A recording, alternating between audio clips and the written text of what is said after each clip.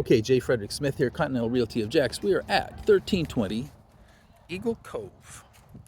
And I just wanted to give you a look at what the neighborhood is like down the street each way. This is a curving road. It's just kind of like a big loop. And, you know, mostly we're looking at brick facade homes or brick homes or cement block homes, which are all, you know, better quality construction. The neighborhood looks relatively good. It's not too dirty. I'm going to walk around the outside of the house here, and and then we'll get a look in the backyard. They did some stucco over the top of this. I'm not really sure what is underneath the stucco, but it goes all the way to the ground.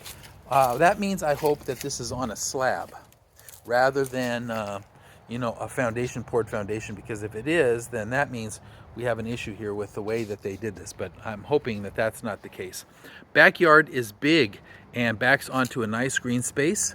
Your neighbor has a little chain link fence here that's pretty good shape. The shed needs some cleanup, but I think it's better than the other neighbor's shed, which is in really scary bad shape. Not much grass because you have a lot of trees, and they're big, you know. They're not the biggest trees in the world, but they're definitely big enough. And so, you know, you're going to have to be prepared for cleaning up yard debris and also the occasional falling branch, you know. And that's something that definitely can happen when you have trees that are relatively close to the house. I'm not sure that any of these really are so close that they would be a problem unless, well, you know, if there was a hurricane, this one here might, and that one over there in the neighbor's yard.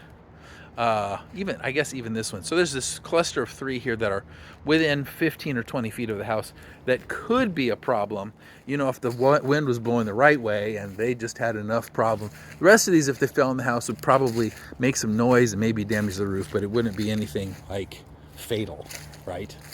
So big backyard. Looks like the air compressor is new. Yeah, this is brand new. If it's not, it's really, really close to it. It sure looks brand new.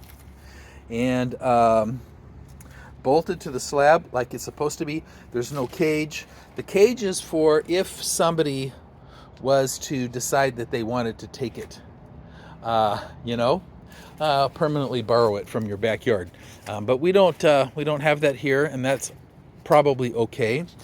Steps going up to the double back door, glass doors, and then we can get a peek inside the house from the back. So anyway, we're going to go ahead and head on in, get up to the front door, and then we'll do a quick walk through here in just a moment.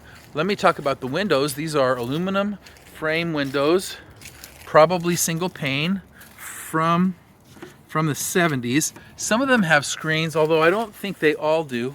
Looks like some of the windows are missing screens, but at least some of the windows have screens, and window screens are manufacturable. They can build those for you and at relatively low cost.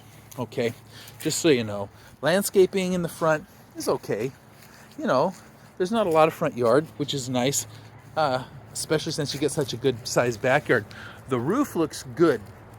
If it's not new, it's close to it. And so I'd feel very comfortable with this roof.